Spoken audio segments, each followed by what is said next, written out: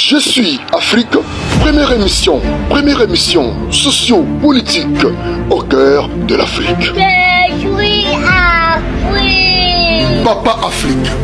Bino bato bafunda kabatu. Papa Afrique. Bino bato bafunda kabatu. Papa Afrique. Ba unité na bino. Ba mega na bino. Quand on funda kabatu kaka. Kolonga na kofunda bino. Pouvoir au sous-président Félix Antoine Tshisekedi Tshilombo ali mwana IDPS o ali bato babunda pour la démocratie manika bo bani ko décider na volonté na yo non donc changement de constitution de konanga poto ke négocier ça changement de constitution et ali siko place ndeto ko la intention politique moi longo ensemble avec le chef de l'État to le kanako bunda etumba oyo na bakonzi o bali na pouvoir pour conclure pour mettre fin à l'insécurité dans mboka na biso dialogue est parmi ba piliers elle est parmi ma solution parce que la carte de dialogue est dans la bateau bazali frustré ma question na bango ko za la traiter et que ba kozwa ba conclusion ba réponse au moment que kimi kokota et l'ennemi sera en difficulté ya kokota pour na ko agresser biso a profiter ko iba o ezali richesse na biso mutu auti na université directement propulsé au cadre de la et logo lobaki je suis Afrique et ali vraiment l'émission Je suis Afrique. Vous voyez malamu na émission Mukalelo le 21 4 mois 2026 à travers cette émission Je suis Afrique. D'abord on a Pessi merci na 26 provinces de la RDC et puis 145 territoires et 24 communes de la ville-province de Kinshasa. Soyez les bienvenus sur votre émission Je suis Afrique avec Papa Afrique Gelor Mununga Mulumba. Olingi okanga na mabe pour salanga nini ocha ba commentaire belé ba vidéo na mwana mwasi ko tinanga na mabete na ibite ki numba zo sala wana bozunango ezaka ba infection to mibali. Merci beaucoup. Voilà lelo émission isa kafu à travers l'émission Je suis Afrique. Avant de commencer l'émission, d'abord, moi, Namboka, Prince Mukendi, Poutine de la République, Mouton Simavija, chef de l'État, à Bensibiso, le 25, il y a moi, Oyona, stade Vélodrome à Kitambo, à partir à 10h, juste, Congolais, Linga, Mboka Nayo, Papa Afrique, Paro Salawana. Régie, s'il vous plaît.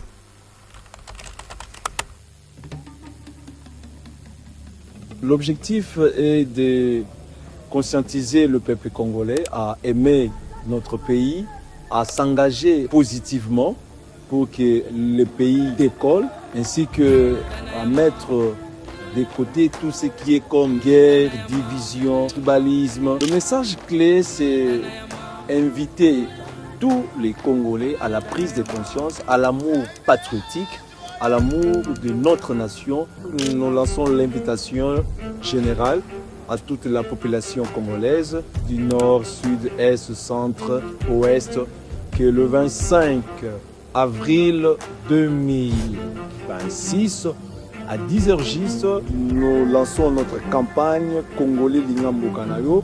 Nous invitons toute la population congolaise à participer massivement, femmes, enfants, hommes, vieillards, jeunes.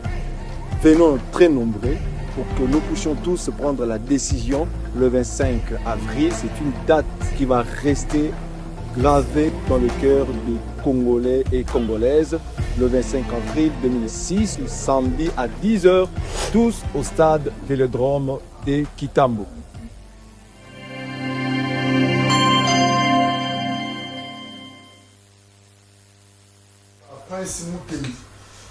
Mwana mboka Prince Mukendi, Poutine de la République à Bensibiso, le 25 à mort na stade Vélodrome à Kitambo à partir à 10h, juste Congolais Lingamboka nao. Lelo l'émission ya mukwalelo to le Likambo Italie ba migrants au bautaki États-Unis 15 migrants ba qui na bon Congo concernant déclaration il y a premier ministre na TV5 qui na confrère biso moko oui les cas qui entre France 24 j'espère mukolo ya Lobikuna. Et puis, le Cambodge insécurité, il y avait la province de Kinshasa, PRDC Mobimba. Après, nous, ils allaient entre Union Sacrée, na UDPS, après tu balaye muke likambo ya le roi divin. Oui, le roi divin. A lobi ete mokonzi mboka azali mwana na ye. Est-ce que tata moli makolo bake mokonzi mboka azali mwana na ye? Quelle que soit azali l'homme de Dieu, toi azali ngunza à travers l'émission. Pour que on a ba invité ya mukolelo. Nampazi na gauche mbote mwana mboka Lumbumba. Merci mbote na yo moko ndeko Papa Africa, mbote na bandeko nyonso bazolanda biso partout dans le monde, sans oublier bandeko nanga Brazzaville. Là je pense à monsieur Gisilin, papa d'Antercy Rosine oaza na Brazzaville alandaka biso mingi. Na pesi mbote na bakongomani nyonso balingaka RDC. Na pesi mbote na bandeko nanga ya Sidou Bangi, plus particulièrement bana Dongo, bana Kungu, bana Gemena. Na pesi bango mbote bana Imese partout dans le monde, sans oublier bandeko nyonso o babenga nga pona ko féliciter nga na musala tozo sala ya kopundele kolo. Na pesi bango mbote nzambe na lola abatela biso toza wana kaka pona ko défendre Congo parce que Congo eza mabele na biso toza na yango moko mboka ya RDC soki to défendre yango te muta ko défendre yango azate yango to pesi nzambe merci ndenge apesi pe biso lisusu pema na bomoi. Merci beaucoup mwana mboka mo mpazi na nga ya droite mbote papa Sam. Ngamo position ya ndeko Prince Penge. Voilà. Oui. Merci Papa Africa pona moi pona pardon nini valeur opesa kabiso mikolo nyonso ko bengisa biso na kati émission no oyo bana mboka nyonso baza kolanda. Merci vraiment na pesi mbote na bana mbudi pompage lutende le ngombi quartier ezanga balobeli kasi mulobeli na bango yeyo azali awa présent na pesi mbote na bato et puis na pesi sumbote na maître Clovis Ndambo oya ko soutenir biso sima. Merci beaucoup mon mboka Sam na ngambu ya opposition Prince Epenge ADD Congo. C'est ça non? Oui c'est ça. Oui, ADD Congo, voilà. Merci beaucoup.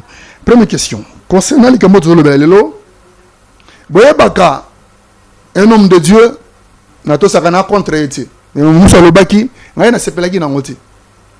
A lobi ete mokonzi mboka azali mwana na ye.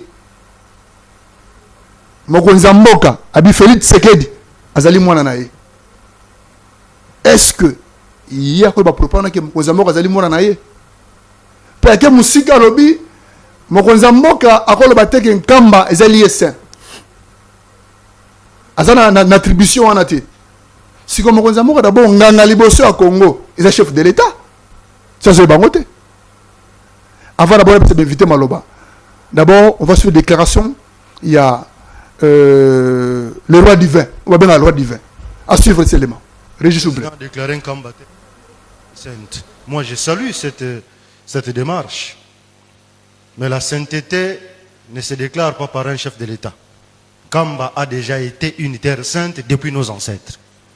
Mokonzi mboka pesi yango kaka statut officiel sur le plan administratif. Mais ce n'est pas lui qui a attribué la sainteté dans Kamba. La sanctification est attribuée na bayo baleki likolo pese. Nkamba ezali mabele santu uta mfumukimbangu yemoko. Tango azotambola mbanza ntsanda azokenda komi wana lobi tunkamba. C'est-à-dire tout se reposer à tout pemelao. Nde misale salami wana. Bacheli banga likambwe bandi. Nde mokonzi mboka soka reconnaître ngo ezolo kamalamu. Ezolo mabeta. Siko mutu moka publier article lelo masambuki di aza contre ndenge ba publier nkamba nini. Naza contre R nini. Bo inanga ce point. Nyonso wana buzz alingika page na yesa nini etala. Alors qu'aux autres désinformer population ngana tikali ko communiquer te mikolo pe na zoloba te na osala pe sorti te yango na tolinga ko déformer ba propos ya mutu yango na tolinga ko déformer ba propos ya mutu te. Moi je salue mwana na biso Tshisekedi Tshilombo aza mwana nanga. Je sais pourquoi je le dis. Bino bozoloba royauté république eza bovanda boyebi makambo lekana nkukute kanga mnoko makambo nyonso bimaka na mposa te kanga mnoko yo lia matembele zela tobongisa mboka zela makambo ezosalama ndenge ezosalama yo zela motema moto Mboka plutôt le gabezité. Tu es bana déjà bandakala, tu le gabezité. Tu besoin réalité pour être mutuna mutufa am respecter. Aïba chef de l'état, à n'importe qui t'es. Azanganga liboso. Azanzambe awanasi. Chef de l'état. Anzambe awanasi. Moi mboka le mouvement ngambo ya majorité par rapport à la déclaration ya mutuna nzambe nganga nzambe roi divin où ya lobaki que mokonzi mboka a déclaré kamba terre sainteté puis a lobi ete mokonzi mboka azali mwana na ye. Est-ce que mokonzi mboka azala mwana na ye? D'abord, il faut rappeler que est-ce que réellement Zanganga Nzambe, parce que Banganga Satan peut bazali, qu'est-ce qui prouve que Zanganga Nzambe? S'il vous plaît, Régie, élément motiqué la vidéo en appartement, c'est ce élément. Place sur le baki que tu dis que préfésal. Alors bien chef de l'État, Azali mwana na ye. Azali mwana pas inaye. Justement, j'étais en train de dire que Bengi Nganga Nzambe, qu'est-ce qui prouve que Zanganga Nzambe? Parce que Banganga Satan peut bazali. Mon frère ami, mwana na biso Tshisekedi Tshilombo aza mwana nanga. Je sais pourquoi je le dis. Bino bozoba royauté république eza bovanda boyebi makambo lekana nkukute kanga mnoko. Makambo nyonso bi makana mposa te kanga mnoko. Yo lia matembele zela to bongisa mboka. Zela makambo zo salama. Ndenge zo salama yo zela. Mutema moto yangwana tolinga ko déformer ba propos ya mututé. Moi je salue mwana na biso Tshisekedi Tshilombo aza mwana nanga. Je sais pourquoi je le dis. Bino bozoba royauté république eza bovanda boyebi makambo lekana nkukute kanga mnoko. Makambo nyonso bi makana mposa te kanga mnoko. Yo lia matembele zela to bongisa mboka. Zela makambo zo salama. Ndenge zo salama yo zela. Qui Tshisekedi Tshilombo azali mwana na ye ki mamusumi boyebi yango te quelque soit boyebi yango kasi esika moko lobaki ete pona ninte président assemblée l'église oya ye akenaka na nkamba mais lelo biki président azali mwana na ye. Est-ce que mokonzi mboka ozala mwana na ye? Merci. J'étais en train de dire que Obengi Mutu Nganga Nzambe, est-ce que qu'est-ce qui prouve Nganga Nzambe? Parce que non, qui devait payer ça inani. Roi divin pesa enani. Écoutez mon frère, au monde je respecte beaucoup Bassan Nzambe, n'habite sous Gaza Moussa Nzambe solo. Moi je pense que ce petit frère ici, je pense que non, c'est un petit frère. C'est un petit frère. Je pense que mon petit frère ici, à un certain moment, a un excès de zèle. Au monde Namboka Labiso, papa, il faut tout respecter mon Gonzamboka. Mokonza mboka azalaka master mutute. Je me rappelle n'importe qui ancien président Joseph Kabila abeta bato musuba mbata kapona ko manquer respect. Ça c'est pour manquer respect au président de la République. Akoki jamais ko benga président de la République mwana na ye. Akoki jamais ko benga président de la République mwana na ye. D'abord en âge le président Félix Eza mukolo na ye. Ceux qui toquent la vie normale, na âge le président de la République aza mukolo na ye. Mais yesikoyo akobenga président mwana na ye pourquoi? Eza manque de respect au président de la République. Yango nazo ko s'adresser na master oyo, moi je l'appelle petit parce que azale ke palanga. Nazo ko s'adresser pa na ye que mon frère, à un certain moment il faut que respecter mon Konzamboka. Mokonza mboka aza moninga na yote. Mokonza mboka aza un soi-disant roi divin. Un soi-disant, je dis bien c'est un soi-disant. Mokonza mboka azali mwana na ye. Est-ce que c'est lisumu?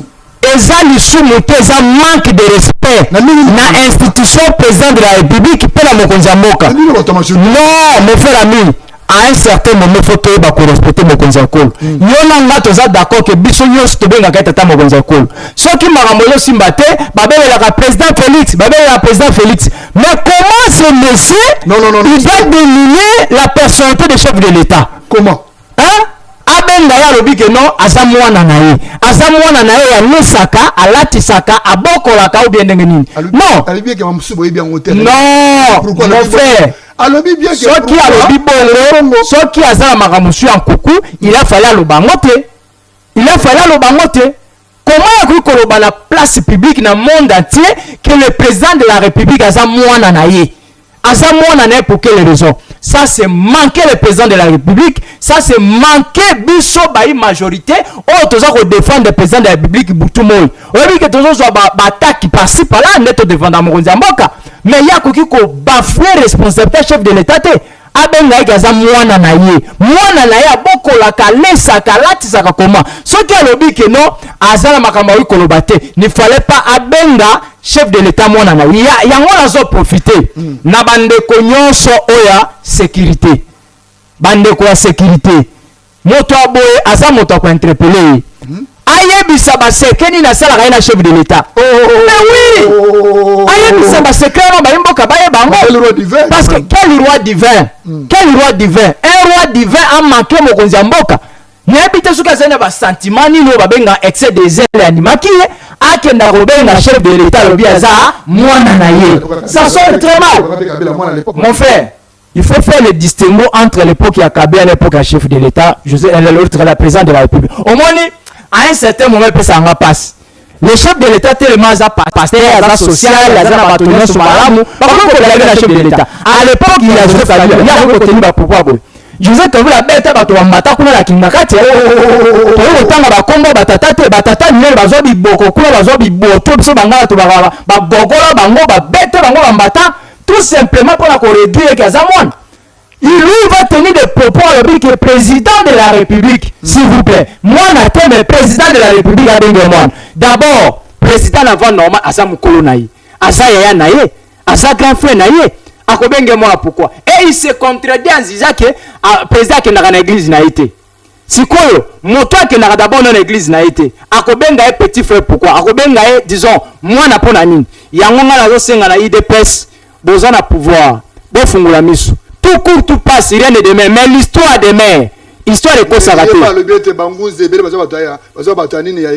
église naé, donc la IDPS, bangouze église naé. Ce qui a ça la bangouze, il y a IDPS à l'engagement de lui, mais il doit savoir respecter le chef de l'État.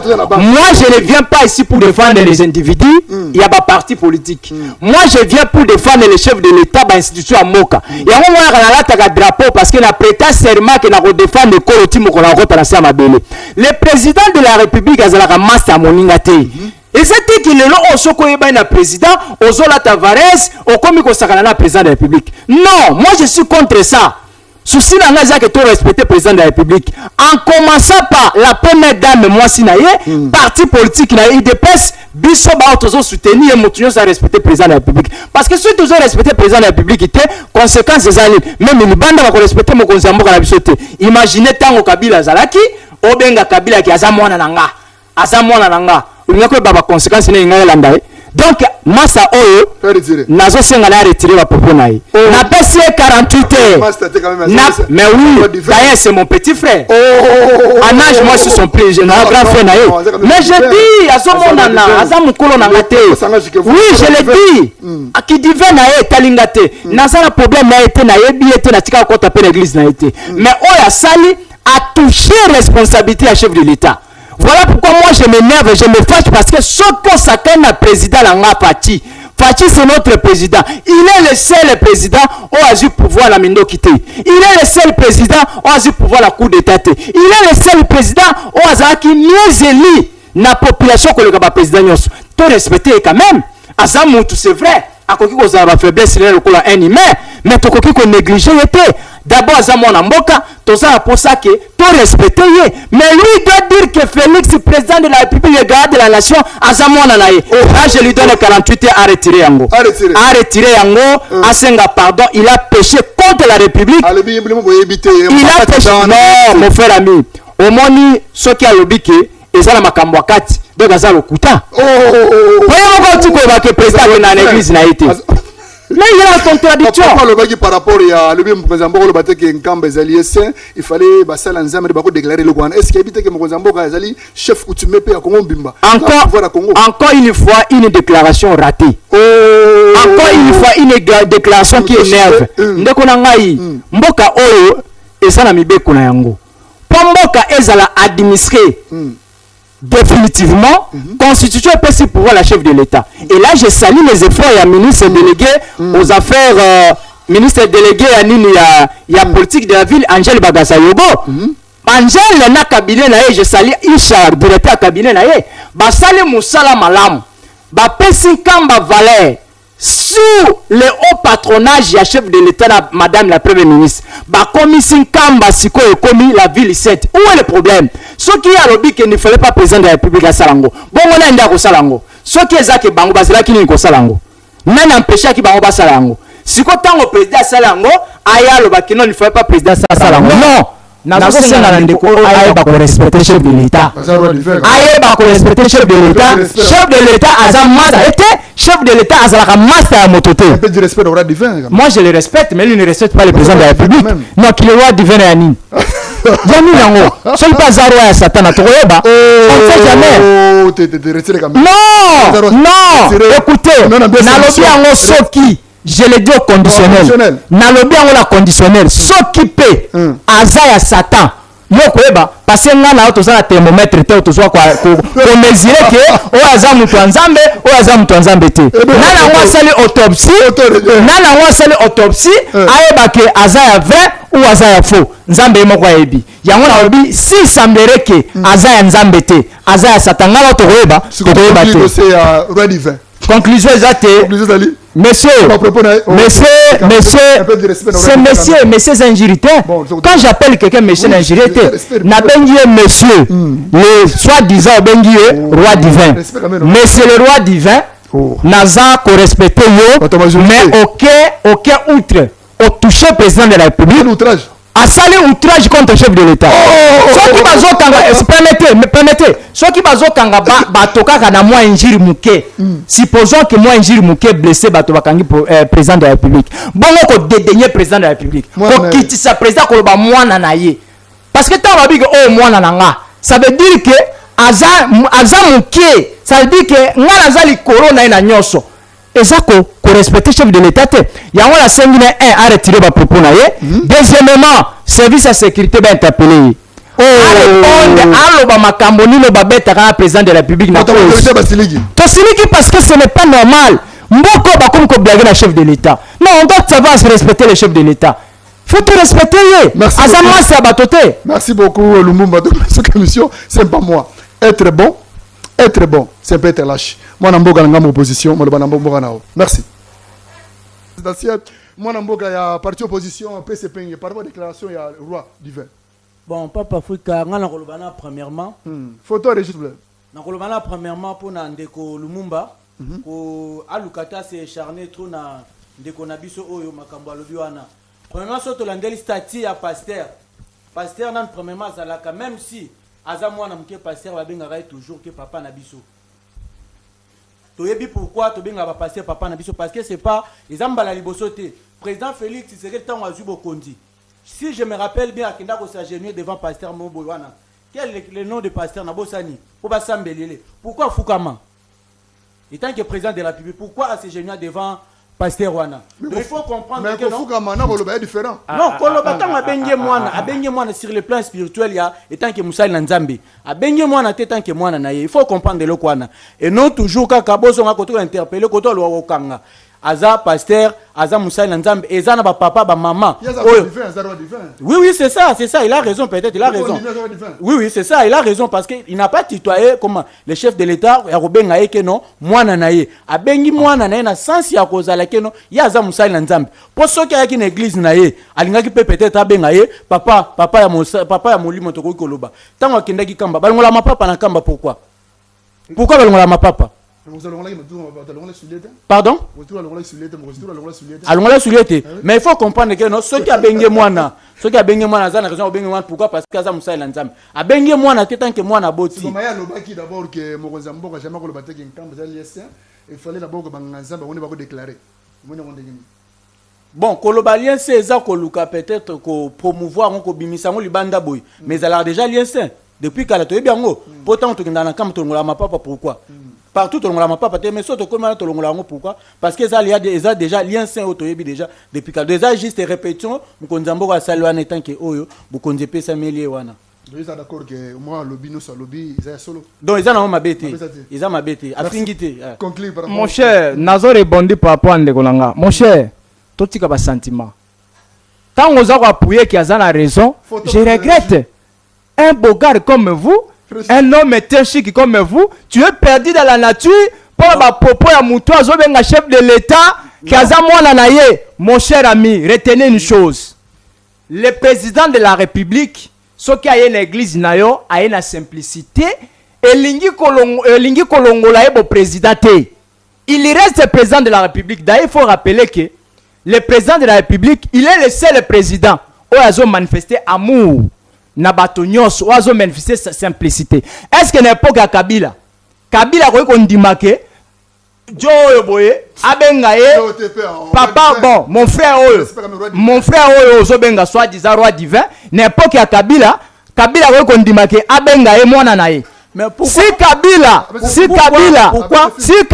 abeta bato mususu ba fimbo pona kobenga bango kaka keno pona kobenga eke aza mwana aza leki na ye a combien plus forte raison quelqu'un qui appelle le président de la République alobi aza mwana na ye mon frère ami et puis aza ko se contredire lisusu alobi que président ayaka na église na été sikoyo où est le rapport ya kobenga ye mwana na ye pas ya kapena église na été ce qui signifie que bazala yete pourquoi besoin on a un exemple à Mabé à Kabila au Kabila boso ki Kabila besoin un exemple à Mabé. Oui c'est ça le président de la République azalaka master à mototé président de la République ba mesana kana été mon frère ami ceux qui ba lobby obi que mwana muke batuna kambula na été o asimbi mindoki batuna mbula na été adage la baloba mpona ni parce que mwana muke ataza na mandoki na ye aza soda akotika soda.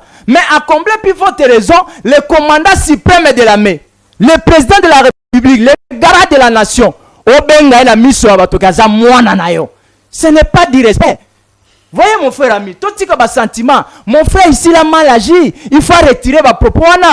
Lobby peut mouton sous à manquer président de la République à cause exemple na ye. Voilà pourquoi la sengi na ye, ceux qui a sur la zone mosala nzambe a retiré vos propos na sengi na IDPS, na sengi la majorité, basa la keba na bato a manquer président de la République.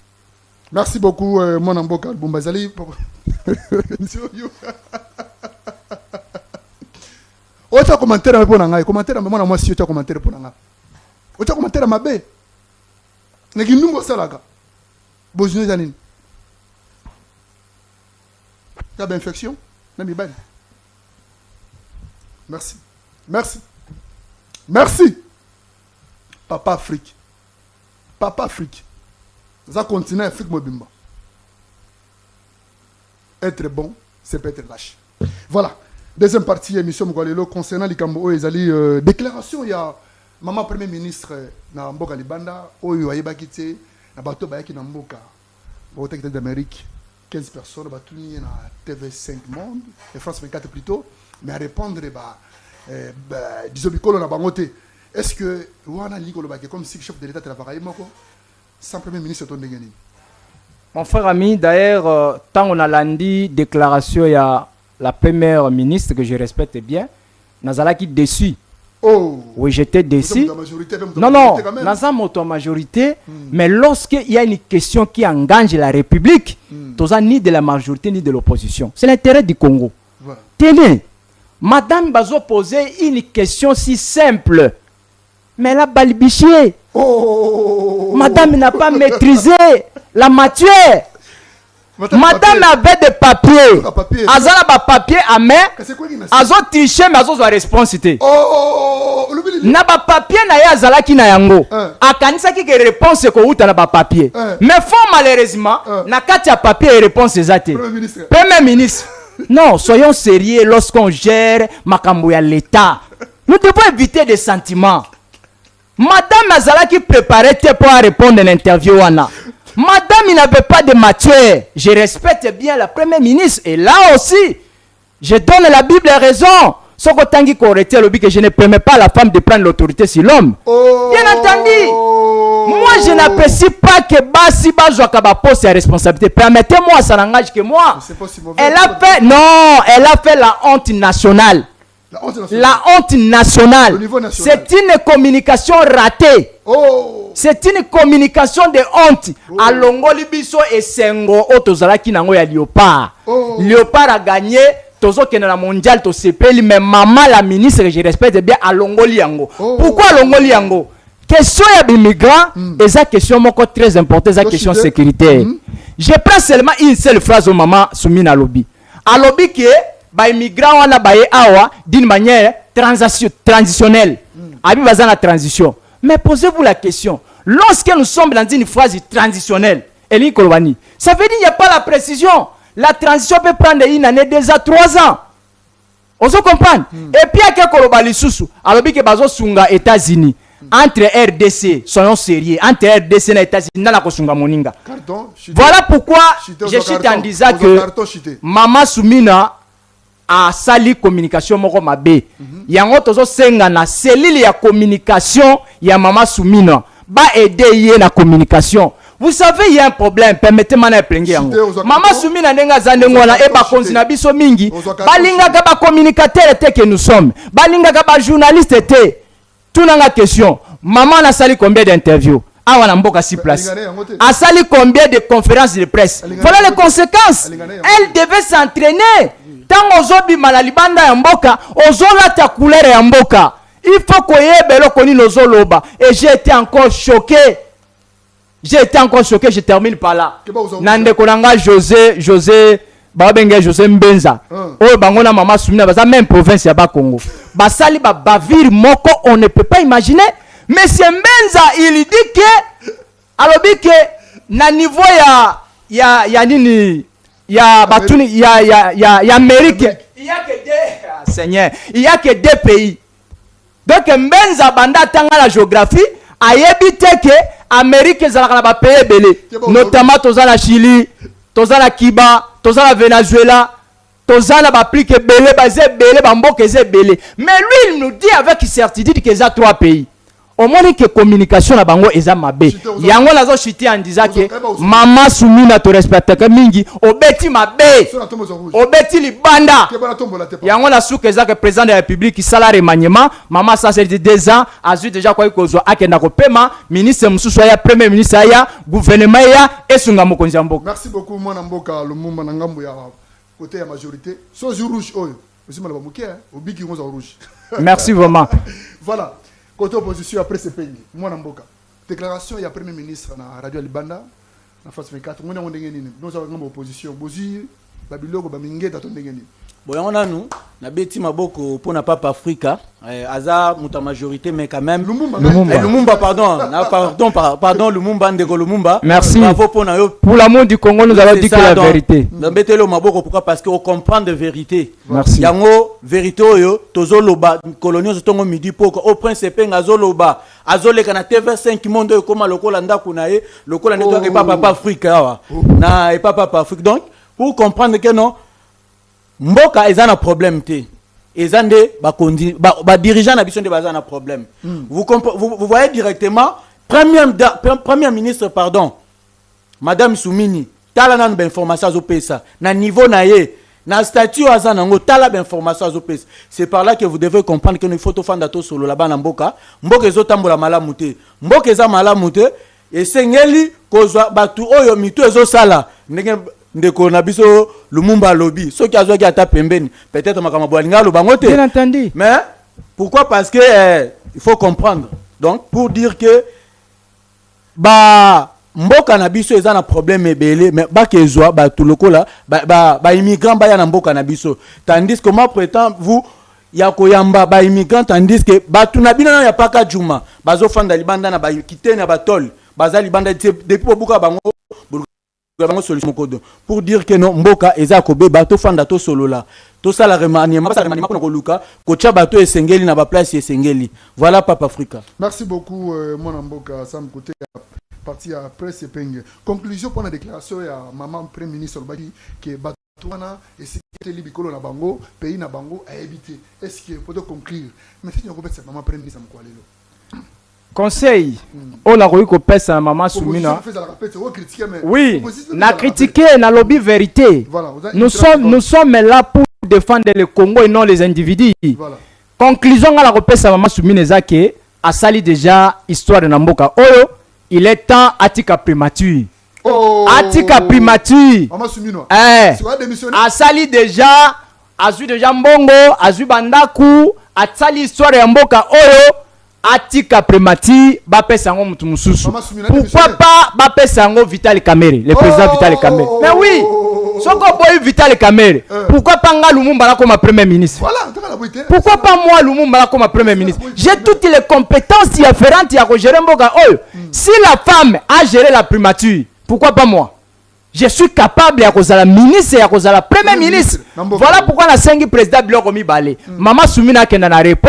Azo président Vital Kamere o babunda na e banda mbutu banda tongo ba souffra na ye ati le premier ministre ko changer le komokote. So ka boy président Vital Kamere na sali candidature nanga azo anga akomisanga premier ministre na ko pesa ye sonité na ko corriger bere ya passé. Lumumba Senga za la premier ministre. Oui, na sali demande. Naza premier ministre à Congo. Voilà. Conformément à combat l'angane Lumumba Zalaki. Lumumba d'ailleurs Azaki premier ministre na 30 ans et quelques. Mais moi j'ai déjà bientôt je te l'ai dit 40 ans. Merci beaucoup. Et j'ai des diplômes de licence naza na ba compétences nyos. Chef de l'État. Na sengi na chef de l'État asalanga confiance, apesanga primature. Na gérer primature akomona que oui. Oyo mwana mboka lingi mboka na kopesa ye sonité ba oyo nyonso basi ba gérer ba pe mananu bazwa biso ba Daniel Bongwele Lumumba to gérer mboka oyo parce que tous on a ba compétences c'est qui nous manque les opportunités les moyens. Merci beaucoup na baturu. Ouais, c'est ça les opportunités les occasions. Moi Sam le côté après c'est pengi et le basuka pona les déclaration ya premier ministre na Banamboka. Bon malobasuka ko critiquer mais conseil européen nini position idée na conseil européen pour na premier ministre la ligne. Malobasuka na oloba il est temps déjà peut-être à travailler déjà belé à sali belé o akora ko sala bato bazé belé o baza maïle bako diriger mboko ndenge ka ndeko Lumumba lobi toza ebelé toza place wana ebelé tozo senga yango tozo senga mkonza mboka afanda na biso ba elamuka ADD Congo to fanda to solola pona mboka ekende liboso. Donc il est temps atika même ko démissionner ko démissionner. Oh, il pas démissionner. Mais à quoi démissionner parce qu'il est nakoloba aza na makoki te ya kolobela mboka libanda soit na kati ya mboka na aza na makoki wana te. Est-ce qu'on continue point? Non, erreur moi ngana koloba boye c'est ma zamba la liboso petan lande na mboka na biso na lekata na émission mon côté na moneta lekata na place na plateau mon côté alobela mboka parce que malibanda ke lobela mboka ndenge nini ya to lobi aluka a démissionner na ta ko démissionner parce que oazaki na ngo posa azu yango déjà a démissionner ba lukata mutu en attendant to solo la ndebiso tozo senga to fanda autour ya table moko to fanda to solo la to luka solution. Merci beaucoup mon amour Sam la partie après c'est peng. Merci beaucoup. Deuxième partie émission Otobeli Kambuya entre Nungu Ezali entre IDPS et Union Sacrée. Union Sacrée qui dit monsieur le professeur André Mbata. IDPS qui dit Augustin Kabouya. Mambo les gars qui na gouvernorat ya les gars qui na gouverneur Bimaki na côté ya la mère Mendo Malanga na gouverneur na Bimaki kuna eniko baete na Sankuru gouverneur Bimaki mais il fallait que ça la gouverneur moko ya côté ya IDPS mais to comme on a été gouverneur Bimi na Sankuru azali gouverneur à IDPS azali gouverneur il y a parti à majorité même si parce que union sacré mais tout comme déclaration mate ko lobake muto abimi azali muto aza candidat favori à chef de l'État et puis à l'objectif mauvais candidat ya côté histoire yenda katani mais mauvais candidat on azali candidat au IDPS. Merci pour la question. Le professeur Mbata azalaki na biso na INC, il faut rappeler ça. Je ne sais pas à l'époque la raison pour laquelle on a INC. Mais eza passe na ba professeur Mboka na biso. Vous savez le professeur Mathieu Moussé Nina. Vous avez 3 minutes. Abanda exception lobby. Quand vous voyez un scientifique, un professeur d'université abandonner la science, abandonner les enseignements universitaires pour des postes politiques, le professeur en a voué à l'échec. Bien entendu. Yango mona ki papa Etienne Kiseke direz mémoire. histoire nous apprend que tant voici ça qui bêtise na yé à droit na campus bah il a fait sa cour mais il avait choisi la politique a tiki makambo enseignement à qui la politique mais les lots au banane bazo ambriembo canabiso ce sont des professeurs d'université parce que ma théorie bango bazo pesa une université na réalité sur le terrain et zandenge mokote et zo balanate voilà le professeur Mbata que je répète bien azo sala otobenga excès de pouvoir aza animé na deux théories aza la théorie otobenga ka théorie ya inhibition aza ku inhiber ba autorité ya IDPS deuxième théorie aza la théorie otobenga ka ya gangitisme voilà Mbata plus Mbata ça n'engage que moi voilà. C'est ça mes analyses que je fais le professeur Mbata azo appliqué deux théories la première théorie est la théorie ya ku inhiber la théorie d'inhibition, c'est-à-dire azo inhibé, azo étouffé, ba leader ya nini ya UDPS. Deuxième théorie est la théorie ya gangetisme, ça veut dire je dois faire comme ça. Ngande Nazali, moi je suis le professeur, UDPS ne connaît rien, moi je dois faire ceci. Ce n'est pas bien. Aujourd'hui, tenez, les autres ont un problème union sacrée. On ne sait pas différencier l'UDPS parti au pouvoir et l'union sacrée.